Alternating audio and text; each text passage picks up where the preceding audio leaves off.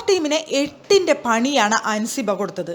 അൻസിബ അവിടെ എനിക്ക് ചെയ്യാൻ പറ്റില്ല എന്ന് പറഞ്ഞാൽ ചെയ്യില്ല എന്ന് അപ്സരയുടെ മുഖത്ത് നോക്കി പറഞ്ഞു. പവർ ടീമിനോടും വളരെ കൂളായിട്ട് നിന്ന് പറഞ്ഞു, ഞാൻ ചെയ്യില്ല എന്ന് പറഞ്ഞാൽ ചെയ്യില്ല എന്ന്. അത്രയും സ്ട്രോങ് ആയിട്ടാണ് അൻസിബ അവിടെ കാര്യങ്ങൾ പറഞ്ഞത്. നമുക്കറിയാം, പവർ ടീം പറഞ്ഞു കഴിഞ്ഞാൽ വീട്ടിലുള്ളവർക്ക് എല്ലാവർക്കും അനുസരിക്കാൻ വളരെ ബുദ്ധിമുട്ടുള്ള ആൾക്കാരുണ്ടായിരിക്കാം. പക്ഷേ അവിടെ നോറയൊക്കെ പവർ ടീം പറയുന്നത് അതുപോലെ ചെയ്തിട്ടുണ്ട്. അത്രയും കഷ്ടപ്പെട്ട് ഇത്ര കൊടുത്തിട്ടുണ്ടോ പനിഷ്മെൻറ്റ്, അതെല്ലാം നോറ ചെയ്തിട്ടുണ്ട്.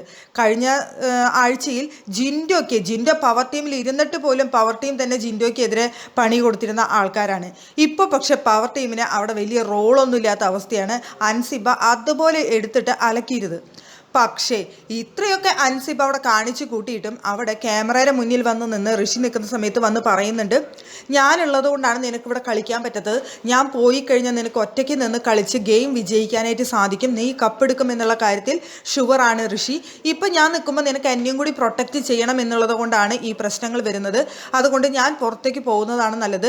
ബിഗ് ബോസ്, എനിക്ക് പുറത്തേക്ക് പോകണം, എനിക്കിവിടെ നിന്നിട്ട് മതിയായി, എനിക്ക് ഈ ഗെയിം കളിക്കാൻ പറ്റില്ല എന്നൊക്കെയാണ് അൻസിബ അവിടെ ക്യാമറ നോക്കിയിട്ട് നിന്ന് പറയുന്നത്.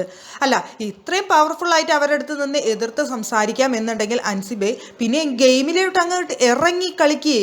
അൻസിബ ആ കെട്ടിലിൽ നിന്നും ഒന്ന് ഇറങ്ങിയത് ഇപ്പോഴാണ്.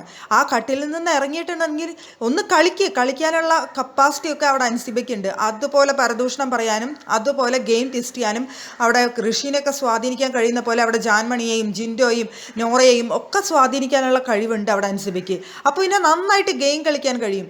അല്ലാതെ ഇത്രയും ഡയലോഗൊക്കെ അവിടെ അലക്കിയിട്ട് ഇവിടെ വന്നിരുന്ന ക്യാമറയുടെ മുന്നേ വന്നിരുന്ന് കരഞ്ഞു വിളിച്ച് എനിക്ക് വീട്ടിൽ പോകണം എന്ന് പറയുന്നത് അൻസിബ ഒരു മോശം മത്സരാർത്ഥിയാണെന്ന് തെളിയിക്കുകയാണ്.